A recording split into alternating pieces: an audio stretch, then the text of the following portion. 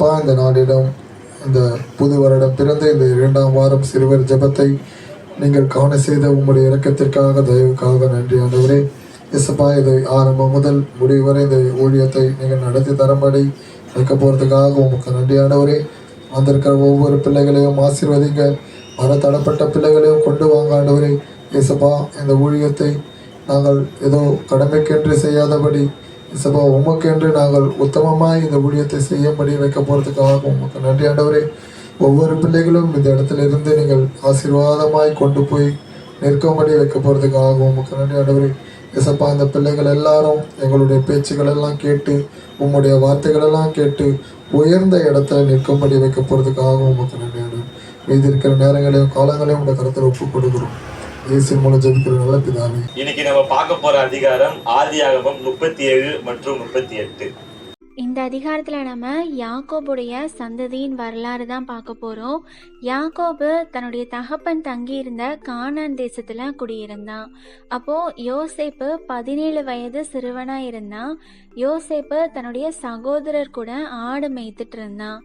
அப்போது யாக்கோபுடைய மறுமனையாட்டியான ஷில்பால் பில்கால் இருக்காங்கல்ல, அவங்களுடைய குமாரர் கூட தான் யோசேப்பு இருந்தான்.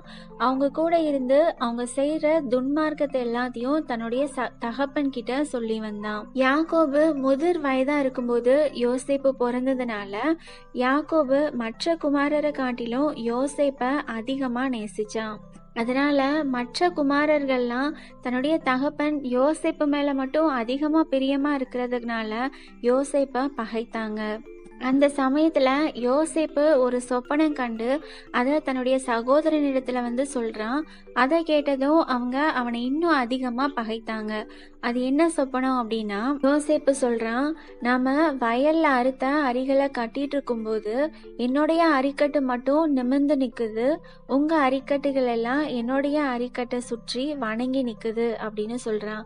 இதை கேட்டதும் அவனுடைய சகோதரன், நீ எங்கள் மேலே துரைத்தனம் பண்ணுறியா, நீ எங்களை ஆள போறியான்னு சொல்லி அவன் சொப்பனங்களின் நிமித்தமோ அவனுடைய வார்த்தைகள் நிமித்தமோ அதிகமாக பகைத்தாங்க. அதுக்கப்புறமும் யோசேப்பு, நான் இன்னொரு சொப்பனம் கண்டேன் அப்படின்னு சொல்லி அதையும் தன்னுடைய சகோதரர்கிட்ட சொல்கிறான். அது என்ன அப்படின்னா, சூரியனும் சந்திரனும் 11 நட்சத்திரங்களும் என்னை வணங்கினது அப்படின்னு சொல்கிறான். அதை அவன் தன்னுடைய தகப்பனுக்கும் தன்னுடைய சகோதரருக்கும் சொன்னப்போ அவனுடைய தகப்பனான யாக்கோபு அவனை பார்த்து, நீ கண்ட இந்த சொப்பனம் நானும் உன் தாயாரும் உன்னுடைய சகோதரரும் தரை மட்டும் குனிந்து உன்னை வணங்குவோமோ அப்படின்னு அவனை கடிந்து கொள்கிறான். இந்த சொப்பனத்தை சொன்னதும் அவனுடைய சகோதரர் அவன் மேலே பொறாமப்படுறாங்க. ஆனால் அவனுடைய தகப்பன் அவன் சொன்னதை மனதில் வச்சுக்கிறான். அதுக்கப்புறம் யோசேப்புடைய சகோதரர்கள்லாம் சீகேமில் தன்னுடைய தகப்பனுடைய ஆடுகளை மேய்க்கிறதுக்காக போகிறாங்க. அப்போது இஸ்ரவேல் யோசேப்பு கிட்ட, உன்னுடைய சகோதரர் சீக்கேமில் ஆடு மேய்க்கிறாங்க இல்லையா, நீ போய் அவங்க எப்படி இருக்கிறாங்கன்னு பார்த்துட்டு அங்கே ஆடுகள்லாம் எப்படி இருக்கிறாங்கன்னு பார்த்து எனக்கு மறு செய்தி கொண்டு வா அப்படின்னு சொல்லி யோசேப்பை சீக்கேமுக்கு அனுப்பி வைக்கிறான். அந்தபடியே யோசேப்பும் சீக்கேமுக்கு போகிறான். அப்போது ஒரு மனிதன் அவன்கிட்ட இவன் வழி தெரியாமல் தெரிகிறத பார்த்து என்ன தேடுற அப்படின்னு கேட்குறான். அதுக்கு அவனும், என்னுடைய சகோதரர்களை தேடுறேன், அவங்க ஆடு மேய்க்கிறாங்க, அவங்க எங்கே இருக்காங்க நீங்கள் பார்த்தீங்களா, உங்களுக்கு தெரியுமா அப்படின்னு கேட்குறான். அதுக்கு அந்த மனிதனும், அவங்க இந்த இடத்துல இருந்து கிளம்பிட்டாங்க, அவங்க போகும்போது தோத்தானுக்கு போவோம் அப்படின்னு அவங்க சொல்கிறத நான் கேட்டேன் அப்படின்னு சொல்கிறான்.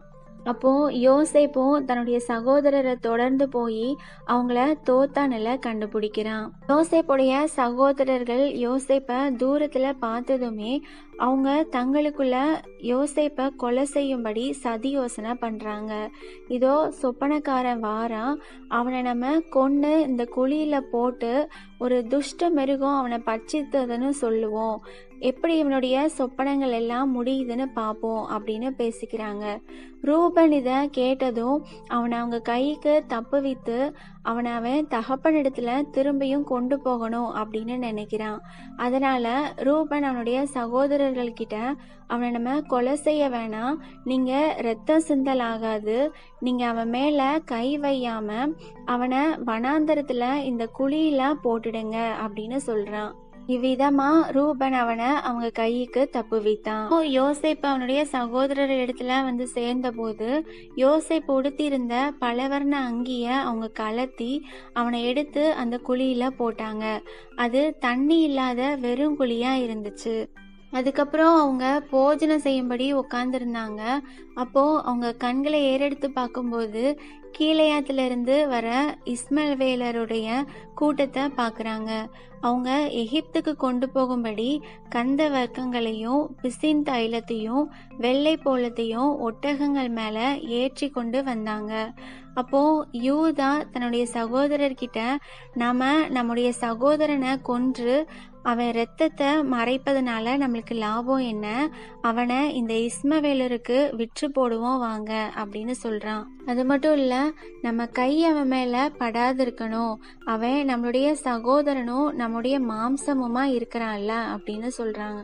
அவனுடைய சகோதரனும் அவன் சொல்றதுக்கு இணங்குறாங்க. அதுக்கப்புறம் வர்த்தகக்காரனான மீதியானியர் கடந்து போகும்போது அவங்க யோசேப்பை அந்த குழியிலிருந்து தூக்கி எடுத்து அவனை இஸ்மவேலர் கையில 20 வெள்ளி காசுக்கு விற்றாங்க.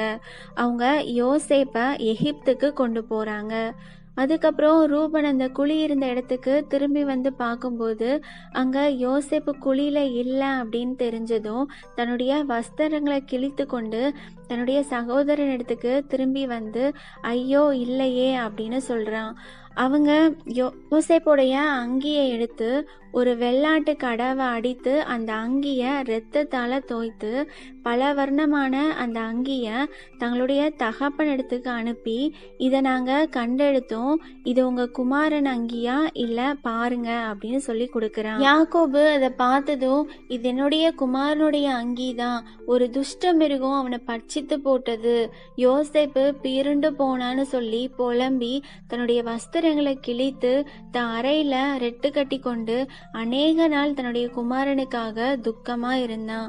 அவனுடைய குமாரன் குமாரத்திகள் எல்லாரும் அவனுக்கு ஆறுதல் சொல்ல வந்த போதும் அவன் அவங்களுடைய ஆறுதல்களுக்கெல்லாம் இடம் கொடுக்காம நான் துக்கத்தோட என்னுடைய குமாரனிடத்துக்கு பாதாளத்துல இறங்குவேன்னு சொல்லி அழுது கொண்டே இருக்கிறான். ஆனா யோசேப்ப மீதியானியர் எகிப்துல பார்வோனின் பிரதானியும் தலையாரிகளுக்கு அதிபதியுமான போத்திபார் என்பவனிடத்துல விற்று போட்டாங்க. இதுக்கப்புறம் என்ன நடக்குது அப்படிங்கிறத அடுத்த வீடியோல பார்க்கலாம். லாஸ்ட் வீடியோல யோசேப்ப அவனுடைய சகோதரர்கள் விற்று போட்டதை பார்த்தோம். இப்போ இந்த வீடியோல நம்ம யூதாவை பத்தி தான் பார்க்க போறோம். யூதா அவனுடைய சகோதரரை விட்டு அதுலாம் ஊரானாகிய ஈரா அப்படிங்கிற மனிதனிடத்துக்கு போய் சேர்றான். அங்க யூதா சூவா என்னும் பேருள்ள ஒரு கானானியனுடைய குமாரத்திய கண்டு அவளை விவாகம் பண்றான். அவ கர்ப்பவதியாகி ஒரு குமாரனை பெற்றா. அவனுக்கு ஏர் அப்படின்னு பேரிட்டான். அவ மறுபடியும் கர்ப்பவதியாகி ஒரு குமாரனை பெற்று அவனுக்கு ஓனான் அப்படின்னு பேரிட்டா. அவ மறுபடியும் கர்ப்பவதியாகி ஒரு குமாரனை பெற்று அவனுக்கு சேலா அப்படின்னு பேரிட்டா. அவ இவனை பெற்றெடுக்கும் போது யூதா கேசிப்ல இருந்தான். யூதா தன்னுடைய மூத்த மகனாகிய ஏர் என்பவனுக்கு தாமார் அப்படின்னு பேருள்ள ஒரு பெண்ணை திருமணம் பண்ணி வைக்கிறான். அப்போ யூதாவுடைய மூத்த மகன் கர்த்தருடைய பார்வைக்கு பொல்லாதவனா இருந்ததுனால கர்த்தர் அவனை அழித்து போடுறாரு. அதனால யூதா தன்னுடைய அடுத்த குமாரனான ஓனான் கிட்ட நீ உன்னுடைய தமையன் மனைவிய சேர்ந்து சந்ததிய உண்டாக்கு அப்படின்னு சொல்றான். ஆனா அந்த சந்ததி தன்னுடைய சந்ததியா இருக்காதுன்னு ஓனான் என்ன பண்றானா, அவன் தன்னுடைய தமையனுடைய மனைவிய சேரும் போது தன்னுடைய தமையனுக்கு சந்ததி உண்டாகாதபடிக்கு அவன் தான் வித்த தரையில விழவிட்டு கெடுத்தான். அவன் அப்படி செஞ்சது கர்த்தருடைய பார்வைக்கு பொல்லாததா இருந்ததுனால அவனையும் அவரு அழித்து போட்டாரு. அப்போ யூதா என்ன பண்றானா, தன்னுடைய குமாரனாகிய சேலாவும் அவன் சகோதரனை போல செத்து போயிடக்கூடாதுன்னு பயந்து தன்னுடைய மருமகளான தாமார என்னுடைய குமாரனான சேலா பெரியவனாகிற வரைக்கும் நீ உன்னுடைய தகப்பன் வீட்டுல கைம்பெண்ணா தங்கியிரு அப்படின்னு சொன்னான். அந்தபடியே தாமாரும் போய் தன்னுடைய தகப்பன் வீட்டுல தங்கி இருந்தா. அநேக நாள் சென்றதுக்கு அப்புறம் யூதாவுடைய மனைவி மரித்து போறா. அவ அந்த துக்கத்துல இருந்து தேர்னதுக்கு அப்புறம் அதுல்லாம் ஊரானாகிய தன்னுடைய சிநேகிதனான ஈராவுடனே திம்னாவில தன்னுடைய ஆடுகளை மயிர் தரிக்கிறதுக்காக போறான். அந்த செய்தி தாமாருக்கு அறிவிக்கப்பட்டுச்சு. அதனால தாமார் என்ன பண்றா அப்படின்னா, சேலா பெரியவனாகியும் அவனுக்கு மனைவியாக கொடுக்கப்படல அப்படின்னதுனால தன்னுடைய கைம்பெண்மைக்குரிய வஸ்திரங்களை களைத்து போட்டு முக்காடிட்டு தன்னை மூடிக்கொண்டு திம்னாவுக்கு போகிற வழியில இருக்கிற நீரூற்றுக்கு முன்பாக உட்கார்ந்திருந்தா. அப்போ யூதாவில பார்த்து அவ தன்னுடைய முகத்தை மூடி இருந்ததுனால அவ ஒரு வேசி அப்படின்னு நினைச்சு அவகிட்ட போய் அவ தன்னுடைய மருமக அப்படின்னு தெரியாம நான் உன்னிடத்துல சேரும்படி வருவியா அப்படின்னு கேக்குறா. அதுக்கு அவ நீ என்னிடத்துல சேரும்படி எனக்கு என்ன தருவீர் அப்படின்னு கேக்குறா. அதுக்கு அவன் நான் மந்தையில இருந்து ஒரு வெள்ளாட்டு குட்டிய அனுப்புறேன் அப்படின்னு சொல்றான். அதுக்கு அவ நீங்க அதை அனுப்பும் வரைக்கும் எனக்கு ஒரு அடையாளத்தை கொடுப்பீரோ அப்படின்னு கேக்குறா. அப்போ அவன் நான் உனக்கு என்ன அடையாளமா கொடுக்கணும் அப்படின்னு கேக்குறான். அதுக்கு அவ உம்முடைய முத்திரை மோதிரமும் உம்முடைய ஆரமும் உம்முடைய கைகோலும் கொடுக்கணும் அப்படின்னு சொல்றான். அவன் அது எல்லாத்தையும் அவளுக்கு கொடுத்து அவளிடத்துல சேர்ந்தா. அவனால கர்ப்பவதி ஆகுறா. அதுக்கப்புறம் அவ முக்காடை களைத்து தன்னுடைய கைம்பெண்மைக்குரிய வஸ்திரங்களை உடுத்தி கொள்றா. அதுக்கப்புறம் யூதா அந்த ஸ்திரீ கிட்ட இருந்து தன்னுடைய அடையாளத்தை வாங்கிட்டு வரும்படி தன்னுடைய சிநேகிதன் கையில ஒரு வெள்ளாட்டு குட்டிய கொடுத்து அனுப்புறான். அவன் அவளை அங்க காணாம அங்க இருந்த மனிதர்கிட்ட கேக்குறான், இங்க இருந்த தாசி எங்க அப்படின்னு கேக்குறான். அதுக்கு அந்த மனிதர்கள் அவன்கிட்ட இங்க தாசி இல்ல அப்படின்னு சொல்லி அனுப்புறாங்க. அவன் யூதா கிட்ட திரும்ப வந்து அங்க அவளை காணும், அங்க தாசி இல்ல அப்படின்னு அங்கிருந்த மனிதர்கள் சொல்றாங்க அப்படின்னு சொல்றான். அதுக்கு யூதாவும் நமக்கு அவகீர்த்தி வராதபடிக்கு அவ அதை கொண்டு போனா போகட்டும் அப்படின்னு சொல்லி விட்டுறான். அதுக்கப்புறம் ஏறக்குறைய 3 மாதம் கழிச்சு யூதாக்கு உங்க மருமகளாகிய தாமார் வேசித்தனம் பண்ணி அதனால கர்ப்பவதியுமா இருக்கிறான் அப்படிங்கிற செய்தி அறிவிக்கப்பட்டுச்சு. அப்போ யூதா அவளை வெளியே கொண்டு வாங்க, அவளை சுட்டரிக்கப்படணும் அப்படின்னு சொல்றான். அவ வெளியே கொண்டு வரப்படுறா. அவ தன்னுடைய மாமன் கிட்ட அந்த அடையாளத்தை அனுப்பி இந்த பொருட்களை உடையவன் எவனோ அவனாலே நான் கர்ப்பவதி ஆனேன் அப்படின்னு சொல்லி அந்த முத்திரை மோதிரத்தையும் அந்த ஆரமும் இந்த கோலும் யாருடையதுன்னு பாருங்க அப்படின்னு சொல்லி அனுப்புறா. அந்த அடையாளங்கள் எல்லாத்தையும் யூதா பார்த்ததுக்கு அப்புறம் இவ என்னிலும் நீதி உள்ளவள்னு சொல்லி இவளை என்னுடைய குமாரனான சேலாவுக்கு கொடாம போனேனே அப்படின்னு சொல்லி வருத்தப்படுறான். அதுக்கப்புறம் அவன் அவளை சேரல. அவளுக்கு பிரசவ காலம் வந்தபோது அவ கர்ப்பத்துல 2 பிள்ளை இருந்துச்சு. அவ பிள்ளை பெறும்போது ஒரு பிள்ளை கைய வெளியே நீட்டுது. அப்போ மறுத்து வச்சு அது கையில சிவப்பு நூலை கட்டி இது முதலாவது வெளிப்பட்டது அப்படின்னு சொல்றா. ஆனா அது தன்னுடைய கைய திரும்பியும் உள்ள வாங்கி கொண்ட போது அதன் சகோதரன் வெளிப்பட்டான்.